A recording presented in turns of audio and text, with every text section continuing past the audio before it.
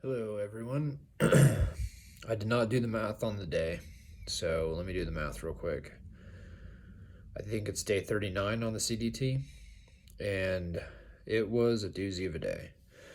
So, a lot of times when you look at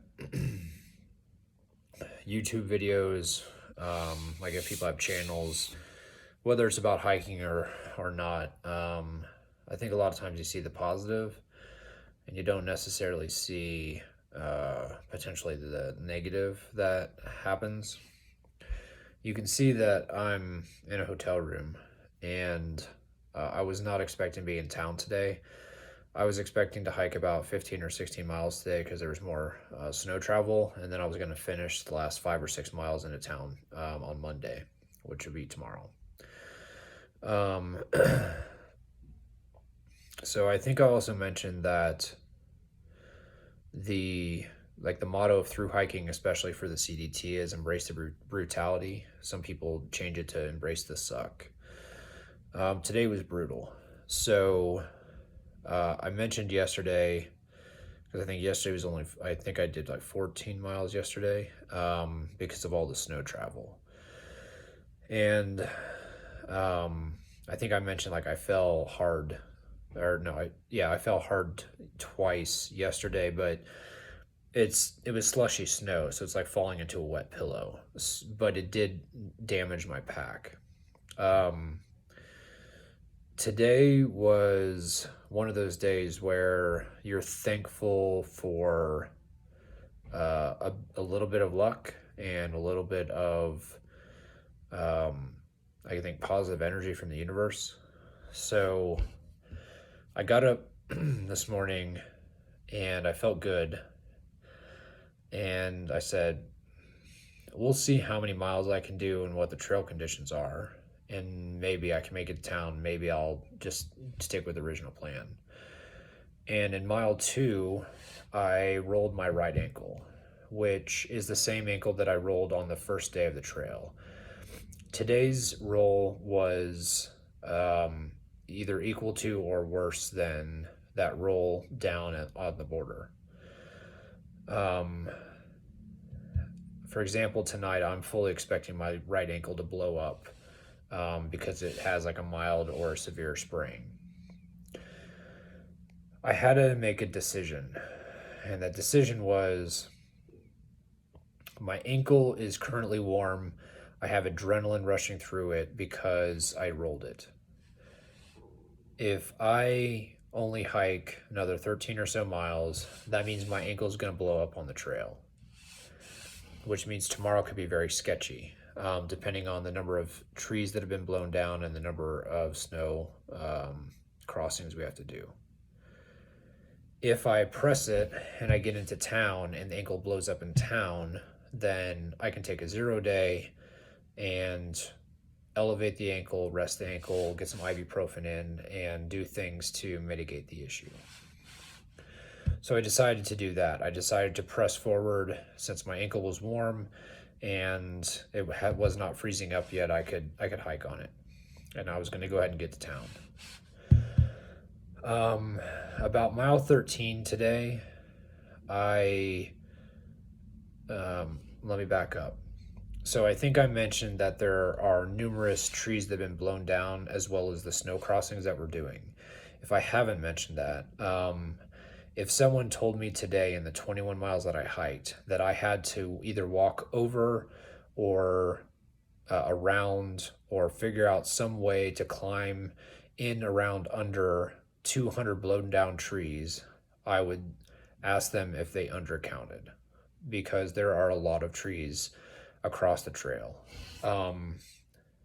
The issue stems mostly from beetle kill. So the pine beetle has killed a lot of trees, and then the wind comes or the snow loads, and they knock the dead trees across the trail. Some of these trees are pretty treacherous because their branches have been broken off, so there's like jagged, stubs sticking out of the trunks, and you're trying to navigate around these trees.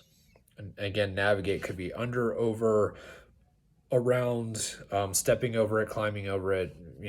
Sometimes you feel like you're on a jungle gym trying to get around some of these trees. So about mile 13, I was trying to climb over some blowdowns. And I stepped my left foot up on a tree that was probably, I don't know, a foot and a half in diameter, so not a small tree. Um, I then took my right foot to step up on a different tree that was right next to the first one. And then what I was going to do was step over the larger blowdown that was blocking the trail. When I stepped up with my right foot, and up to this point, my right ankle had actually started freezing up on me and locking on me because I don't think it was happy that I was trying to put so many miles on an injured ankle. But when I stepped up on my right foot, I didn't get far enough forward. And when you have a backpack on your back and your center of balance is not forward, you fall. And that's exactly what happened to me today. So this ties back to like that safety call out I gave yesterday.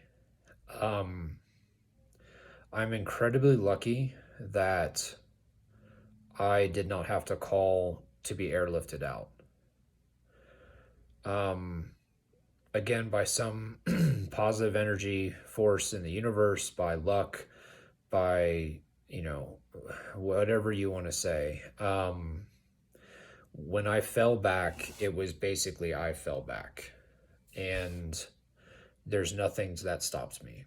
I reached my left arm back to try to put it against the tree that was back to my left, but the tree was too far back. So I fell backwards. The luck part of it comes in where somehow in these jumble of trunks and limbs and everything else, from my head to my waist, I fell into a hole and hit the ground. I didn't hit any sharp objects. I didn't hit another tree limb or branch. I didn't hit a pokey, nub that's sticking out from any of the one of the limbs or trunks. I fell to the earth, and my backpack was perfectly in place to catch my head, neck, back, spine, all that stuff.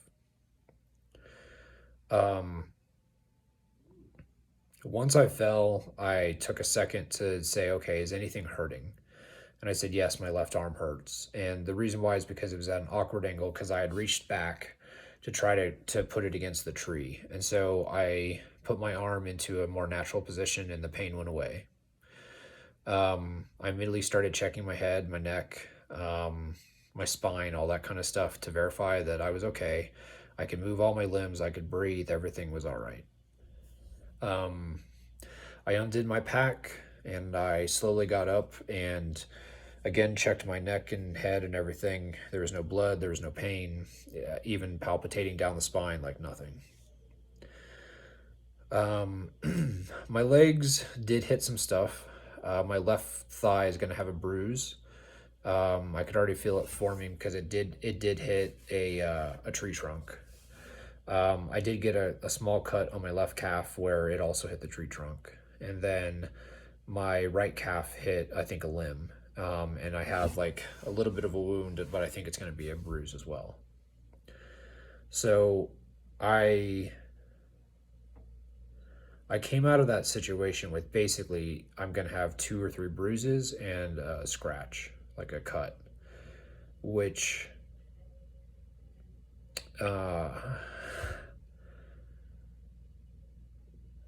it could have been a lot worse. And every hiker, when they go through on a through hike, they have sketchy encounters or dangerous encounters. And that could be an encounter with an animal. It could be an injury, and it doesn't have to be a fall. It could be crossing a river or some kind of runoff. It could be from, just simply walking on the trail, stepping wrong, and taking a tumble and hitting your knee just right or some other part of your body just right to break something. So I'm not unsettled by the fact that I fell today. Like, yes, the 2 falls yesterday, like I said, they were in slushy snow. So it was like falling on a wet pillow. So they were okay. One of them did injure my pack, but today's fall was much more severe.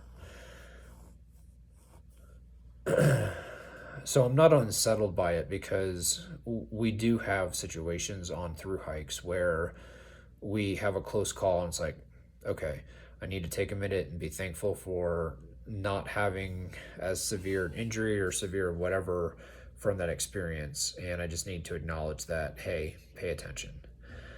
So I'm feeling very fortunate today. I did make it to town even after that fall. Um, I checked my head, my spine, and everything again. Everything seems to be all right. Um, so I think today's call out just goes to a little bit of that luck slash positive energy slash good fortune slash whatever it is that protect us in situations that could be worse than what they are. Um, when you do a hike like this, not everything's going to be hunky dory. And I want to make sure that in these videos, I'm sharing not just good stuff or saying like, hey, everything's going well, but sharing, some of the tribulations that we run into. So the fact that I rolled my ankle at mile 2, the fact that I fell at mile 13 is a direct relation to my ankle starting to freeze up on me.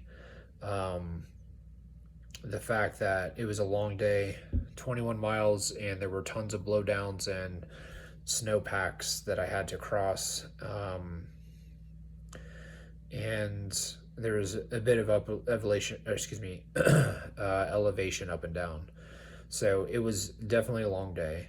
I'm fortunate that everything turned out the way it did because my injuries could be a heck of a lot worse, but they aren't. So I'm thankful for the positive energy that protected me today. The second thing I'll mention is during yesterday's video, I said that I damaged my pack and I was going to try to repair it. So last night in the tent, I was able to put, I think, 7 or 8 stitches through the broken piece of my pack to kind of do a field repair. It's not perfect, but it's holding for now. The reason why I'm replacing my pack or considering it, which I think I'm going to, is not because of one thing breaking.